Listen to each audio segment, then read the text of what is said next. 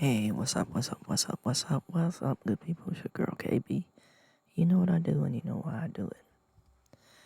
This right here is one of those readings that I was just gonna bypass and not say anything about it. But then I started thinking about it. And it's like, oh wow. One of those moments. This is the devotional written by Chuck Swindoll, Insight for Living. It's entitled Covering Home Base. It says, Moses, you'll remember, approached his father-in-law Jethro and asked permission to return to Egypt. He certainly didn't tell Jethro everything at that point, but he let the man know there was something stirring in his heart. After years of virtual silence about his life and background back in Egypt, Moses said to Jethro, "It's time for me to go back. There's some unfinished business that needs attention." I started thinking about just unfinished business.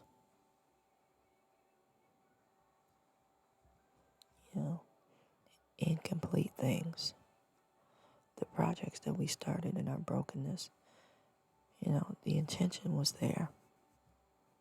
The well-meaning was there. But because we couldn't look at our brokenness and our need for healing and our dependence on God, we had that fire. And then it dwindled. Or we allowed the fire to be quenched. Amen. Unfinished business that just hangs in the air like unfinished business.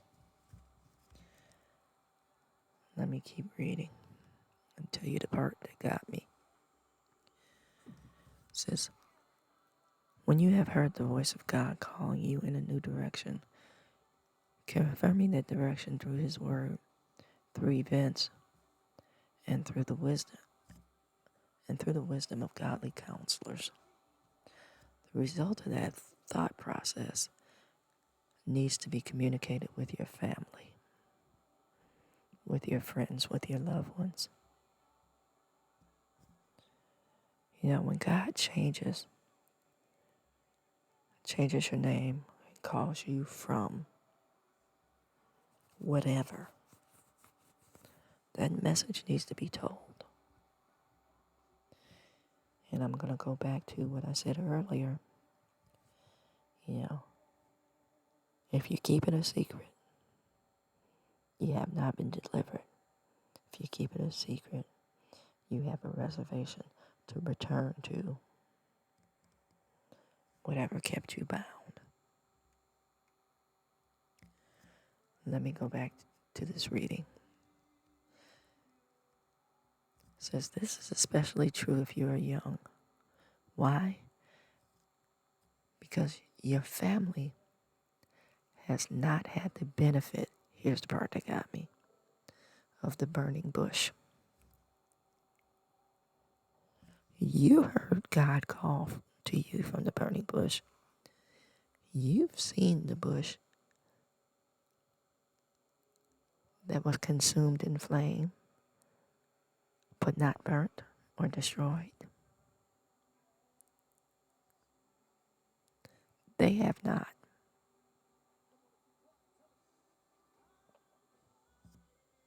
Let me go back to this reading. It says you've heard God's voice. That's not true for them. They may not understand what God said to you. They still feel like you should be going in a previously agreed upon direction. And now it seems like you're talking about a whole new set of plans. Those kind of major course changes can seem upsetting, even frightening to those who care about you, especially parents, loved ones. You need to be gracious enough to give them some helpful information on how God has changed your direction and your plans. The exchange between these two men leads me to two principles worth considering. First of all, when God crystallizes a plan for your life, perhaps nudging you in a new direction, be extremely sensitive about how you communicate this to others. Don't assume they know all that you know. Don't expect them to greet the idea with immediate acceptance. Give them the courtesy of time and space to think things through. Communicate your thoughts with tenderness, care, and understanding. The second thing to notice is that this plan flowed. If you are in the center of God's will, it flows. Doesn't have to be forced. Moses said, "Jethro, may I go?" And Jethro replied, "Go in peace." Moses can move into what would prove to be a difficult ministry, knowing that things back home were fine.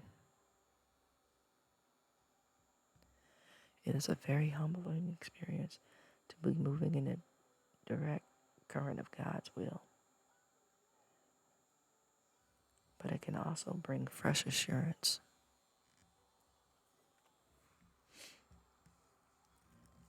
Now, the first thing for me is knowing God's will. See, we're in the habit of superimposing our will over God's will and calling it God's will. You know, to put it more simply, we say, "Thy kingdom come, my will be done." Or, here's a good one. I prayed over it and the Lord told me, "You prayed one time." Now, God can answer a prayer in one prayer. But most of us aren't at that level of maturity.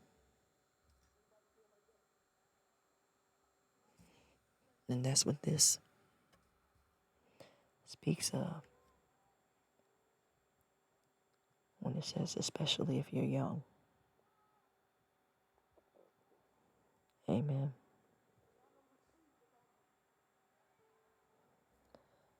So I'm just going to leave you with this question.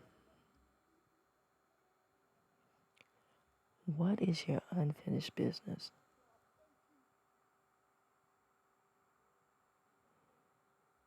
And you can't answer that without first looking at why the business is unfinished, which points the question inward instead of projecting outward. Amen. There you have it.